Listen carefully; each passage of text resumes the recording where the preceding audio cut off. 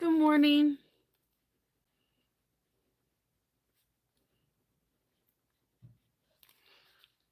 Good morning.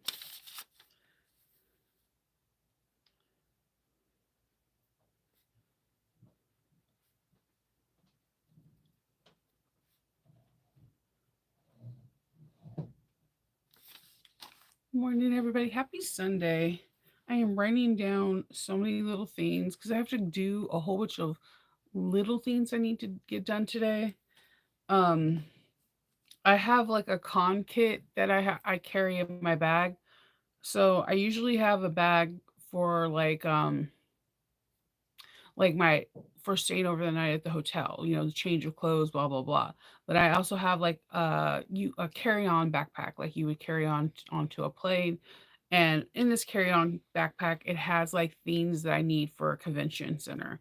And every year that I do conventions, I learn more and more different things that I need, like having extra zip ties because you may not need it, but somebody in around you may.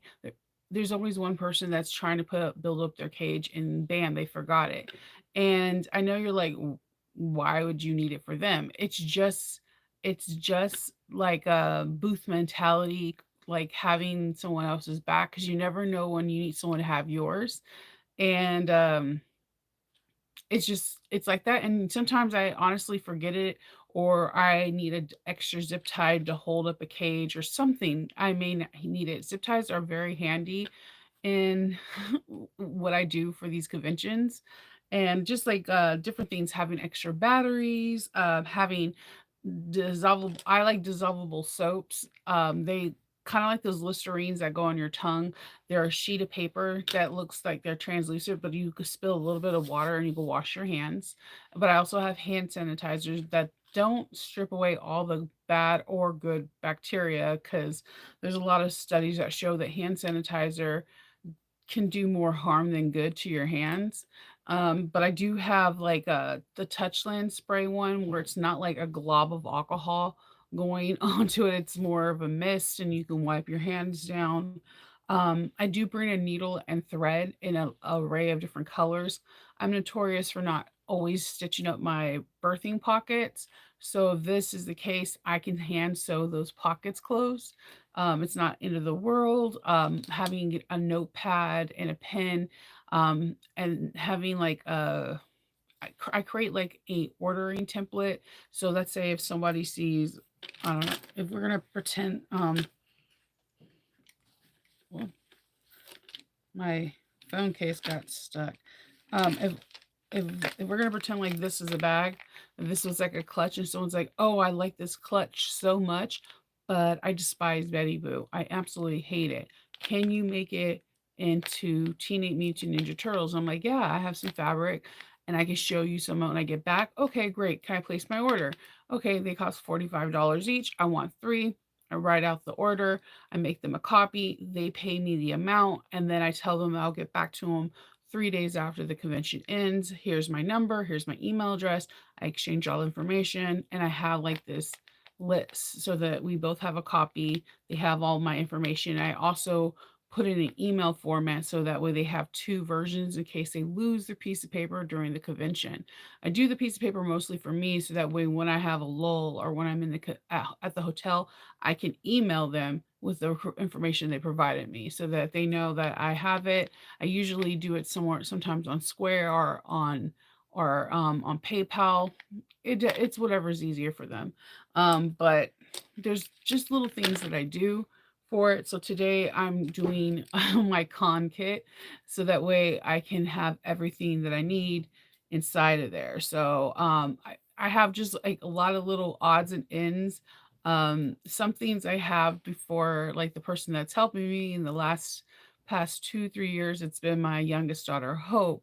So I just have different stuff, like I got her favorite, like she loves lifesaver mints, like putting things like that, or if she gets hangry, there's like a Kit Kat or some beef jerky or something in there for her.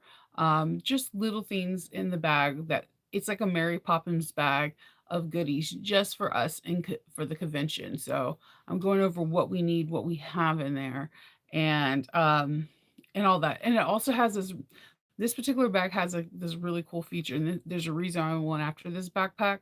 It has this area in it, and I don't know where we as bag makers can get these things, because if we can get this one thing, we would be unstoppable. There's like a flap on the outside that is a port, and you can either charge an Apple or an Android, and the charger, like the charger bank, like the, what do they call them, the, like the little battery bank that's connected to it that you recharge, that you can just plug it in on the inside, the outside, and the bank is like in the inside.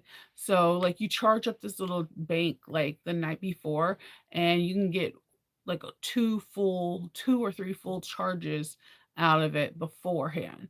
um I've always used these. I buy portable chargers all the time because of going on planes, and you're running low or whatever. It's always good to have a portable charger.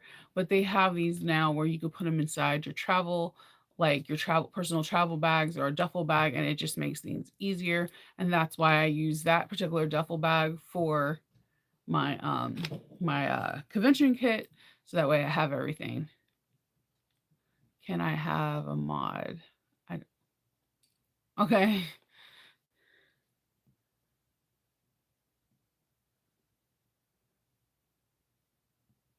All right. So these are, let's see. So these are some of the things that I do for that, and that's what I, can I have a mod? I don't know what a mod is. So so that's what I'm doing. Um that's what I'm doing today, as well as, okay.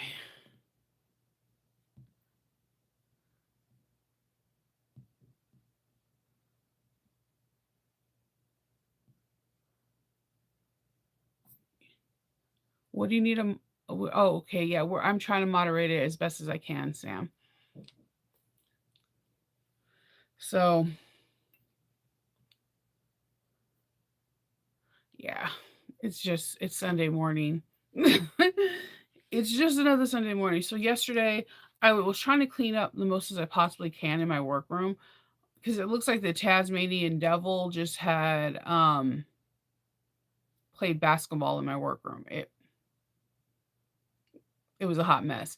And it does, my room progressively gets like messier and messier, um as um like we get as we get towards um the convention. And I know I only have like a few weekends left, and so I was like, let me just clean up, because I have all these project kits left. So I have a couple more things to do. I'm trying today. I need to prep for the third and final video for Aura Rosa for tomorrow. I'm really excited about this one. It's it's a bag style that is near and dear to my heart. Any bag style that Alexis makes is something that I just go for, but this particular style is a style that I generally love making, because it kind of intertwines a couple of my little quirky personality all together at once. Um, hey, Natalie. Yeah, I'm really excited about that. So I need to finish prepping it, because I'm trying to make sure that the videos are not like all 3 hours or 2 hours and 75, like 2 hours and 1 million hours or whatever. So I'm trying to prep everything for that tomorrow. I have a bag that I need to finish tomorrow for today for tomorrow. I have it all cut up and prepped out. So that's what my plans are today. And of course, deep conditioning Sunday. That's always fun to do. Whew. Hey everyone. So yesterday I made one of my favorite backpacks to make is noodle head making. The first time I seen this bag was actually in a magazine, and it just threw me for a loophole. It was just one of the most beautiful shoots I've ever seen in a bag. It was like a woman carrying a piece of like flowers and wildflowers, and And they were walking through like a high field of grass wearing a yellow wax canvas bag, and they were kind of looking away but looking at the distance, and it was a beautiful shoot. And when I seen this shoot, I was like, that not only is it like whoever took that photo, hands off. I mean, like hello, you take gorgeous shoes, but the bag was absolutely stunning. So when I bought the pattern from Noodlehead, I always try to recreate it. I have made this bag pattern on my channel, and I did make it in a burnt orange canvas, and I loved it. Then she made, I want to say a year or two ago, a mini version, and I absolutely. Anytime you can make a mini version of something, it becomes even cooler because a lot of people ask for smaller versions of stuff, especially in my little nerdy world. So I was really excited that she did. And I've made this bag a lot, but it's been like about a year since I made it. So I made one and I have one I'm making today. It comes together really fast. When you cut the pattern out, it's all measure to cut. There's no pattern pieces. But again, there's a lot of sites you can go to print out pattern pieces if that's a true issue for you. If that's a true issue for you, Adobe Illustrator, Word, all that, you can print out paper pattern pieces. But some of the pattern pieces may or may not fit because they're larger than the 8 by 11. So this is the time when all those big fancy rulers you bought really do come in play. And or you can buy butcher paper or like regular paper and create your own templates. If you're afraid to cut on fabric, you can just buy a roll of paper or cheap like you know how holiday Christmas wrapping paper goes on sale. You can buy that and draw on the back so that way you can create your own pattern pieces if that's what you need as well. So I made one yesterday and I made mine in a Doctor Who theme. So I had some fun. What I like about this bag, it has a this really fun accordion pocket. And as you can see right here, it truly is an accordion pocket. Hold on, let me open this up. It kind of looks like a mouth. Um, and you really have to iron those pleats really, really well. Um, I used these really pretty silver with purple stones. I used purple zipper tape with silver, and I have in the middle some TARDIS, has a TARDIS on it, and I have one of Lauren's. It's yes, is bigger than the inside, and this fabric just come from Lauren Mormino. My modification I did, I don't know if you guys know this, but I absolutely hate webbing just as it is on your back. I feel like it digs into you. And I feel like if you wear a bra, then you already have bra straps digging into you. Why do you want webbing? So I made some bra straps. I mean, sorry. I made some nice faux straps that has webbing on the bottom. And I think okay, yeah, I was like, this better not be twisted. I hate when you like second guess when you see one kind of twisted and you're like, wait a minute. So in the inside, I didn't do very much of a modification. I followed the pattern, except I added a slip pocket. So you have your zipper pocket, and then I just added a really big slip pocket because, you know, if you're going to make a backpack and you have a lot of open real estate, why not put a slip pocket? I think this is really cool. You could even go about making a hidden zipper pocket in the back if you wish, and that could be like a good way you can hold your wallet and stuff like that because it's up against your back when you're wearing it. This is a fun bag. I'm going to be making another one today, but I'm making it again with a little bit of modifications here and there. And this one looks really like nice, clean, and crisp. The one I'm making today is going to be a little bit more grunge, dark, and a lot more playful. Thank you. I really loved how this one came out. It's a fun pattern to make. The instructions are fun. I really recommend you to read it. I see a lot of people jumping into patterns and then when they make it, they'll like message me or say it wasn't that easy. And I'm like, did you read it? And before you cut anything out? And then did you read it again? Did you watch the video after you read it? Like, I cannot express to you before you cut anything out. The reason why you see almost, God, I don't know if there's not one pattern designer that doesn't say this. In the beginning of every pattern designer, before they tell you to sew it, they tell you to read it thoroughly.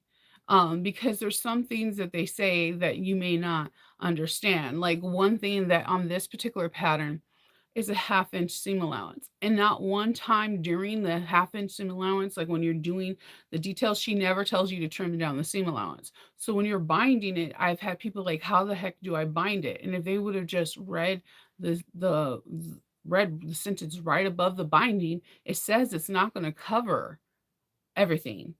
It's not meant to. It's only supposed to reinforce that seam because it will be hidden when it's poked into it.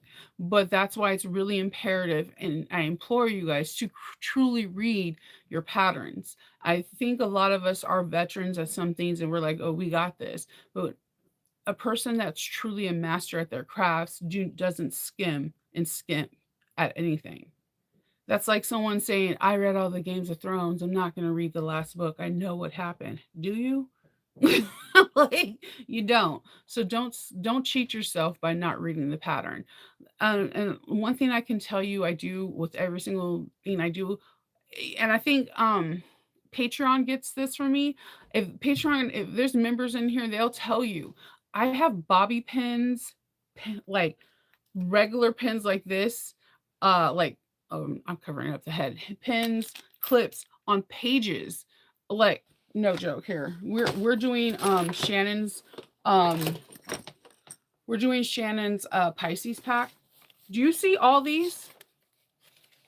I have them even on here. Do you see how I have everything organized here? And I have all these different clips. They see that. I do not skim or skimp. I read every sentence and then I go over and I clip. You'll see highlighted circle parts that I think may be confusing to teach or confuse the hell out of me that I have to emphasize. I need to read it again, maybe 2 times so they'll be like, oh yeah, I forgot about that. You don't cheat yourself. A real person that hones their craft doesn't cheat. They don't skim corners. They know that to be the best in their craft, they have to be try and true. So like I when I first put this bag, not this size, but the original, people were like, wait, the binding doesn't cover it. I'm like, It's not supposed to." But yeah, read the pattern, become one with the pattern and go for it. So, yeah, this is a great pattern because it's super unconventional. And you already know me. If there was an unconventional bag making challenge, I would like totally 100% sign up to go play that game because I like things not the conventional way. I like things a little bit interesting, and the way that she binds this, the way that she describes it in the book, the her pattern is really interesting, and it doesn't have a million pages, but it's just her descriptions are point on, but you just have to read every sentence. I I think it's cute, and I love with the mini one she decided to she also has it for the large. She did the cargo pocket. She explains both sides of the cargo pocket because they're kind of one is like this, and then you have to do the outside is reverse, so that way it doesn't create a whole bunch of bulk. I love how this is done. This plating is I did a different. That's not a part of the pattern. I just didn't want to put a magnet on cotton without having some kind of reinforcement on there, and the of course the padded straps are mine. I like play around with them here and there all the time because I hate just webbing on my back. So just you can make a bag truly yours, but definitely just read the directions. Just it will help you out tremendously so you don't get mad, you won't get angry. You're not like, oh great, I ruined my favorite fabric. So just read the directions. They're really easy. It comes together fast. You're not at the cutting table a long time. Like I promise I think you can cut this bad boy out in like 30 minutes, 30 45 minutes. And I'm a slow cutter. I'm a person that will sit there and look at the ruler like 100 times.